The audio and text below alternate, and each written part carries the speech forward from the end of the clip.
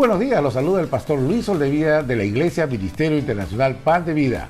Bienvenida a toda la familia Pan de Vida que nos acompaña domingo a domingo en este tiempo tan especial que tenemos con Dios para recibir ese mensaje de vida, de libertad, de ánimo, de esperanza de su corazón a nuestro corazón.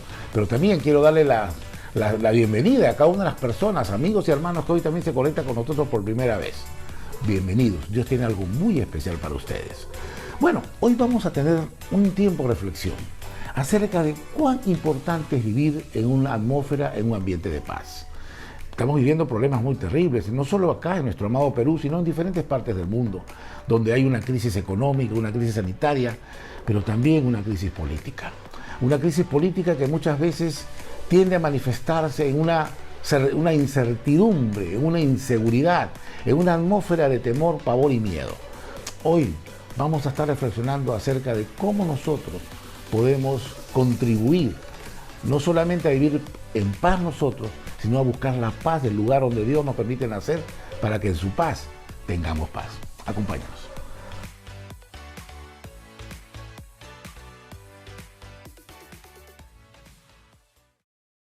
Hoy vamos a hablar acerca de cómo vivir en un ambiente de paz. La paz no se consigue en las farmacias a través de una pastilla o de un jarabe. La paz tampoco no se consigue con una varita de mago. La paz es algo que toda nación debe ir construyendo. La paz de una nación no es sino la sumatoria de la paz de cada uno de sus habitantes. La palabra de Dios nos habla acerca de eso en el libro de Jeremías, en el capítulo 29, en el versículo 7. La palabra de Dios nos dice en una manera muy clara y precisa: y procurad la paz de la ciudad a la cual os hice transportar, y rogad por ella a Jehová, porque en su paz tendréis vosotros paz. Como creyentes, como hijos de Dios, como iglesia de Dios, no podemos ser ajenos a las circunstancias que vive nuestro país y en general las circunstancias que hoy se viven en el mundo.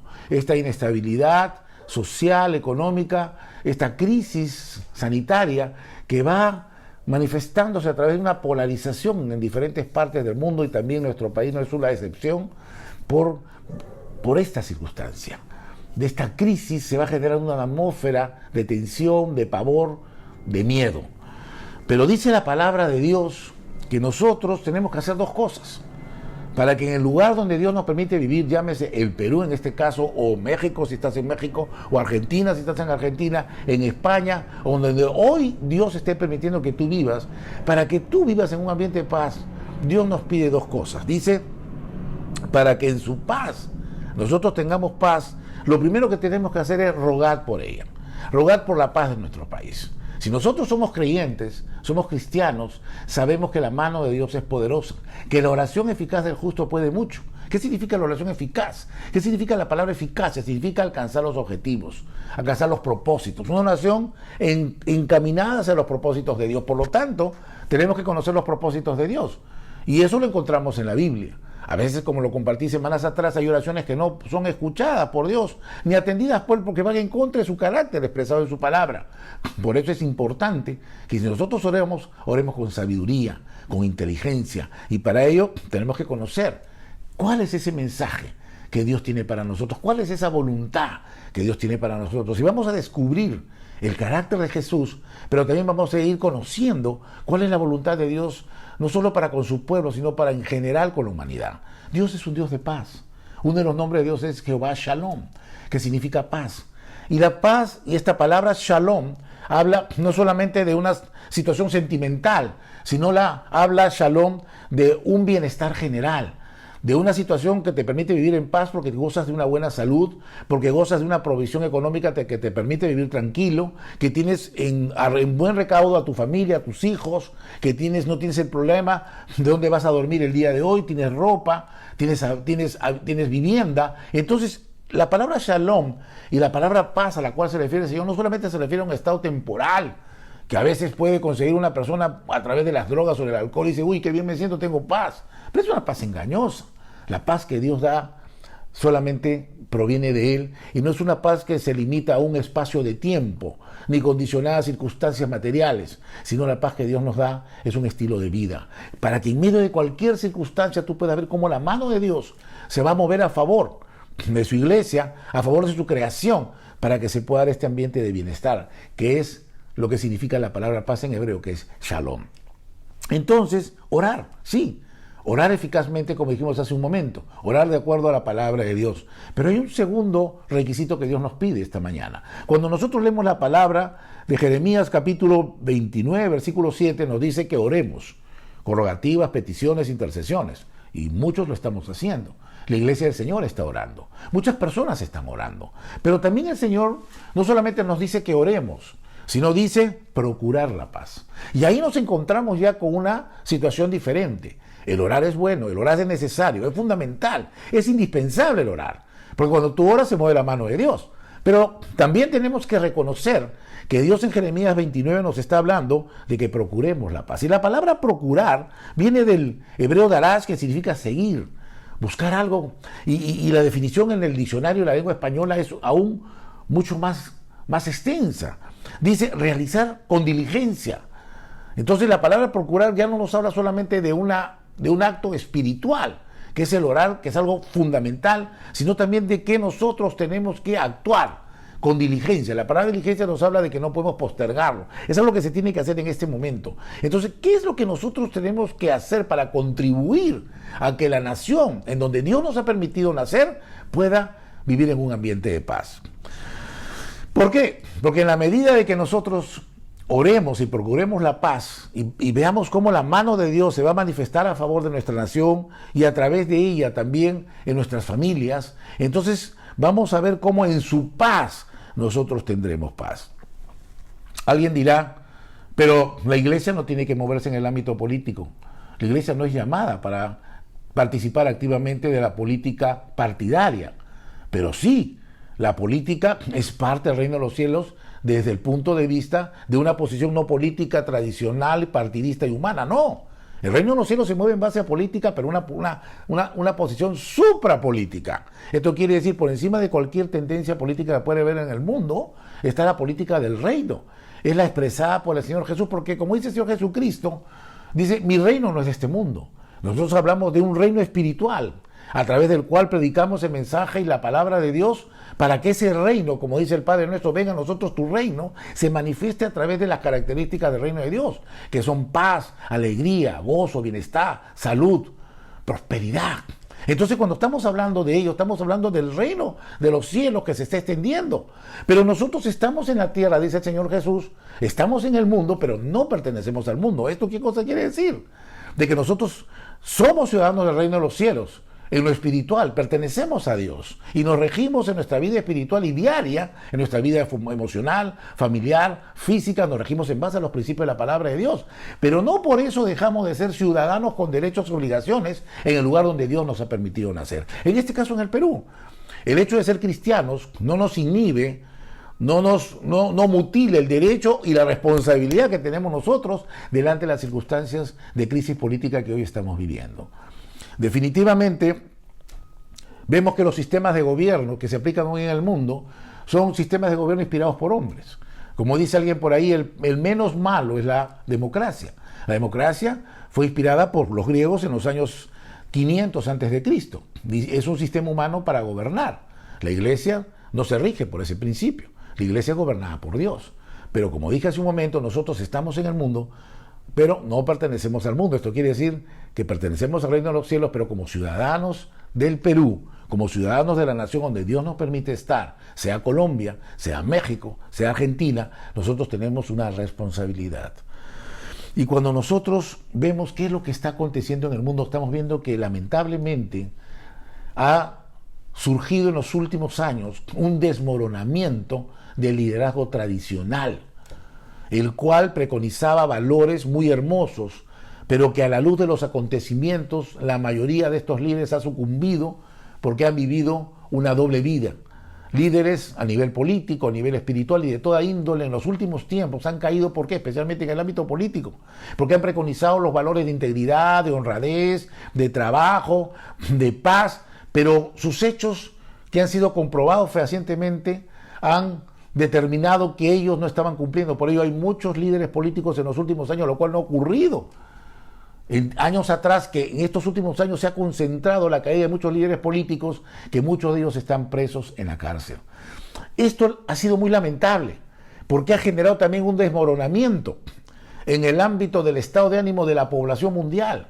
Cada país se encuentra decepcionado de la clase política que la ha elegido durante decenas de años. Y lamentablemente, la caída de ese liderazgo ha producido el levantamiento y que emerja un nuevo liderazgo.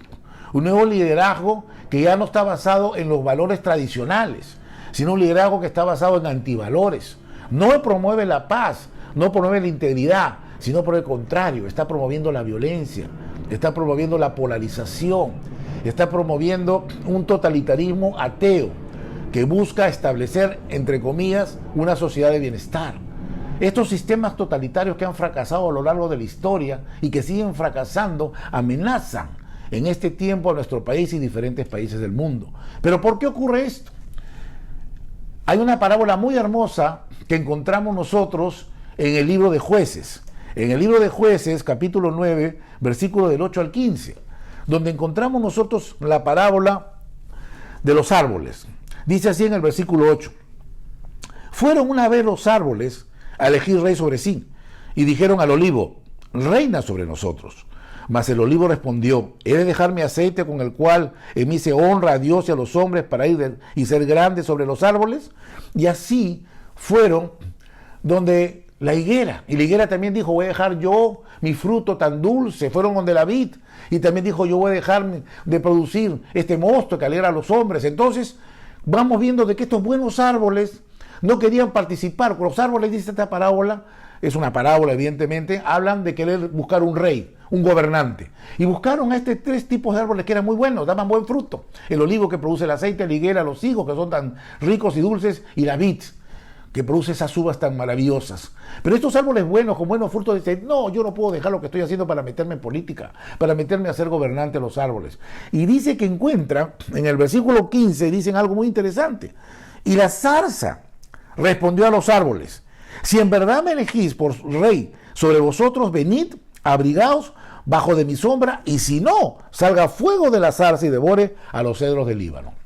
Qué hermosa parábola que acabamos de leer de Jueces capítulo 9, versículo del 8 al 15. Evidentemente no la hemos leído toda por cuestiones de tiempo, pero podemos nosotros resumir de que esta palabra nos está hablando de los árboles que representan en este caso a los hombres, que están buscando gobernantes y buscan aquí a gente de bien. Los olivos, las higueras y las vid son árboles que dan un buen fruto. Dice el Señor Jesús: al hombre se le va a conocer con los frutos. El buen árbol da buenos frutos y el mal árbol da malos frutos. Y en este caso estamos hablando de personas simbolizadas en estos árboles que dan el fruto del aceite, el fruto del jugo de vid, el fruto de los higos, que son tan deliciosos y que alegran la vida de las personas. Ellos dicen: no me llames a mí porque yo no quiero entrar en política. Entonces ellos deciden dar un paso al costado. ¿Y qué es lo que sucede? Cuando ninguna de estas buenas personas quieren participar del gobierno de los árboles, ¿quién es la que se asoma y él dice: yo voy a hacer? Nada menos que una zarza. ¿Y qué cosa es una zarza? ¿Qué fruto produce una zarza? Si podemos hablar de algún tipo de fruto que produce la zarza, lo único que produce la zarza son espinas. ¿Y qué producen las espinas en la vida de las personas? ¿Alegría, gozo, protección, paz, seguridad? ¡No! Las espinas producen solo dolor, heridas, sufrimiento, castigo. Entonces vemos que acá la zarza, al ver de que los árboles que tenían las condiciones morales para asumir esta responsabilidad no quieren hacerlo, la zarza lo asumió. Y hoy vemos que no solo en nuestro país, sino en diferentes países del mundo, las zarzas son las que han venido gobernando. Personas que han disfrazado la mentira de verdad. Personas que han venido como lobos pero disfrazados de oveja. Durante muchos años han estado ofreciendo el oro y el moro, el bienestar, la seguridad, la provisión, que jamás pudieron cumplir porque solo entraron para satisfacer sus intereses personales. Pero estos árboles buenos que representan a los hombres íntegros, a los hombres honrados, del cual nos habla esta parábola, no han querido entrar por una razón, porque dicen: la política es sucia.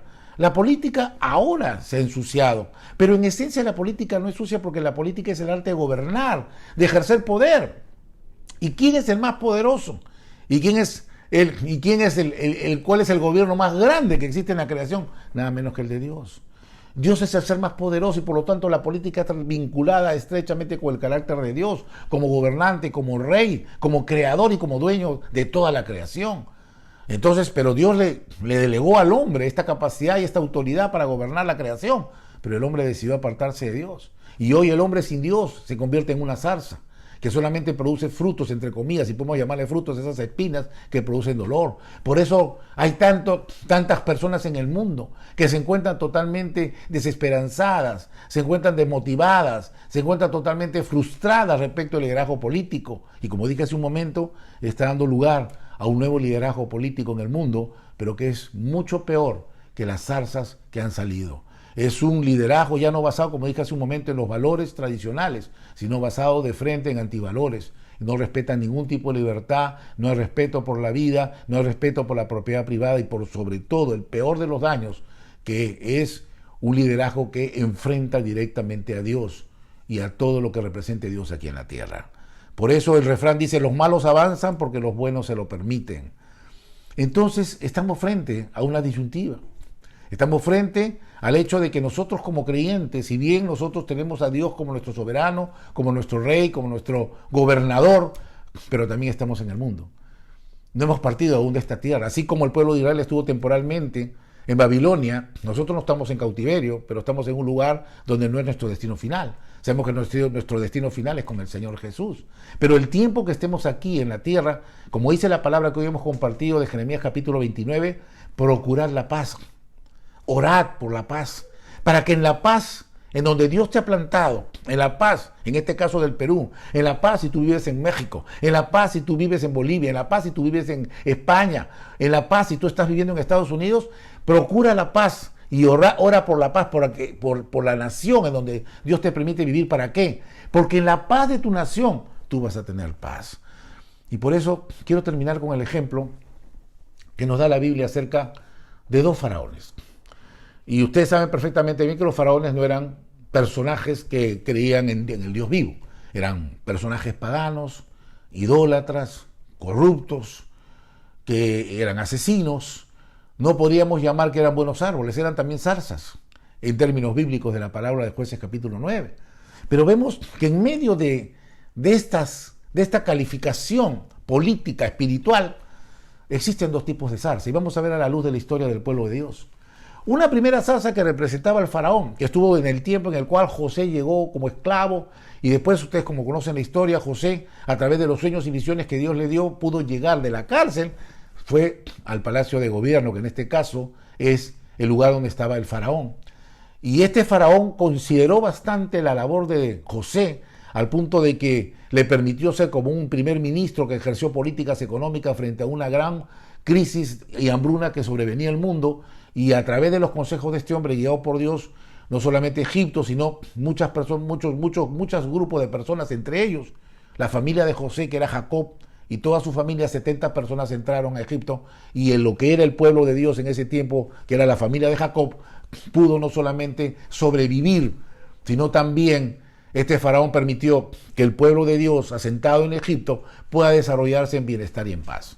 Entonces vemos un hombre, un faraón, que era corrupto, un faraón que era un pagano, que era un idólatra, que no practicaba las cosas de Dios ni conocía a Dios, pero ese faraón, que era una zarza, permitió que el pueblo de Dios pudiera coexistir con ellos y desarrollarse en bienestar y en paz. Pero hubo un segundo faraón, llamado Ramsés II, que también era corrupto, como el primero, también era idólatra, pagano, asesino y todas las características que podíamos darle y que la historia nos los confirma. Pero este faraón tuvo una actitud diferente hacia el pueblo de Dios. El programa de gobierno de este faraón era enfrentar y destruir al pueblo de Dios. Por eso cambió su condición en esclavos, los pasó a ser esclavos y empezó a utilizarlos para que como esclavos empiecen a construir las pirámides y todos los monumentos egipcios que conocemos. Empezó a hostilizar, pero no solamente se conformó con hostilizar al pueblo de Dios, sino también buscó que destruirlo, porque sacó un edicto a través del cual toda mujer hebrea, toda mujer del pueblo de Dios que dé a luz un varón, tenía que ser asesinado en el momento. Entonces, estábamos viendo cómo este faraón era diferente al otro, eran dos zarzas. Pero estas dos zarzas tenían un enfoque y una actitud diferente hacia el pueblo de Dios. La primera permitió que el pueblo de Dios se pudiera seguir desarrollando en bienestar y en paz. Pero la segunda zarza, el segundo faraón, enfrentó en manera total y buscó destruir al pueblo de Dios. Hoy nosotros tenemos que saber discernir. Tenemos que tomar decisiones responsables. Porque el hecho de ser cristianos, como dije hace un momento, no nos exonera de ser peruanos y de ser ciudadanos. Y que tenemos que emitir nosotros, hacer buen uso de la facultad y de la autoridad que Dios nos da como ciudadanos de ejercer un voto con responsabilidad. Realmente nosotros, como cristianos, no estamos ajenos a lo que sucede en el mundo ni en el Perú. Pero sabemos nosotros de que como pueblo de Dios, sea lo que ocurriere, igual Dios tiene el control de todo. Sea que un faraón con unas características, otro faraón con otro gobierne, igual, en medio de esa maldad de ese faraón, de este faraón Ramsés II, Dios guardó a su pueblo del juicio que hizo sobre Egipto, llevándolo a un lugar llamado. En medio de estas circunstancias tan terribles que está viviendo no solo nuestro país, sino los diferentes países del mundo, el Señor quiere que tú vivas en paz. Pero esa paz no te la puede dar el mundo, no te la puede dar el alcohol, las drogas, la diversión, los placeres, ni el mismo dinero, ni el poder. Esta paz solamente te la puede dar Dios a través de su Hijo Jesús. Por eso dice el Señor Jesús, mi paz os dejo, mi paz os doy. La paz que yo te doy, dice el Señor, no es como el mundo te la da. ¿Esa paz engañosa y temporal? No, sino una paz profunda, verdadera y eterna. ¿Cómo? Recibiendo a Jesús en tu corazón. ¿Por qué? Porque la causa es esa falta de paz en la humanidad es por la separación del hombre de Dios. Aunque tenga 20 religiones, ninguna religión te va a acercar a Dios. Porque el hombre ha pecado. Todos hemos pecado y por eso estamos separados de Dios, porque la consecuencia de pecar es la muerte y la palabra muerte significa separación. Una persona que está muerto está separado de Dios y no puede gozar de los beneficios que la presencia de Dios trae a la vida de las personas. Uno de ellos, uno de los más importantes, la paz. Pero hoy, este programa ha sido creado por Dios para que tú que lo estás viendo, en este momento tengas la oportunidad más grande de tu vida, de que tu destino y tu vida cambie, sea transformada para la gloria de Dios. No te hablo de que cambies de religión, porque aquí no hablamos de cambiar de religión, te hablo de cambiar de vida y destino. Y hoy tú puedes cambiarlo a través de invitar a Jesús a tu corazón. Te invito a que hagas esta oración en voz alta y con todo tu corazón puesto en Jesús. Repite así: Señor Jesús, hoy he comprendido que la causa de todos mis males han sido mis pecados. Muchas veces te eché a ti la culpa, pero reconozco que yo soy el culpable y por eso me arrepiento y te pido perdón. Y te abro mi corazón y te recibo, Señor Jesús, como mi Salvador y mi Señor. Te entrego mi vida, te entrego mis problemas, te entrego mis temores, te entrego mis dudas, te entrego toda mi vida por completo, pero también te entrego mis sueños, te entrego mi familia. Quiero a partir de hoy, Señor Jesús, caminar de tu mano, porque sé que solo de tu mano voy a vivir seguro, voy a ver cómo todos mis sueños en ti se hacen realidad y voy a ser verdaderamente feliz. Gracias, Señor Jesús, por venir a mi vida.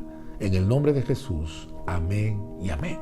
Si has hecho esta oración por primera vez, quiero felicitarte porque has tomado la decisión más importante de tu vida. Y si tú quieres comunicarte con nosotros para orar por ti, para que podamos conversar un poco más acerca de lo que significa la decisión que has tomado, en este momento en la pantalla están saliendo las direcciones a través de las cuales te puedes contactar con nosotros. Nosotros felices de poderte servir. Para eso estamos. Bueno, que Dios te bendiga y Dios mediante nos estamos viendo el próximo domingo a esta misma hora. Que Dios te bendiga.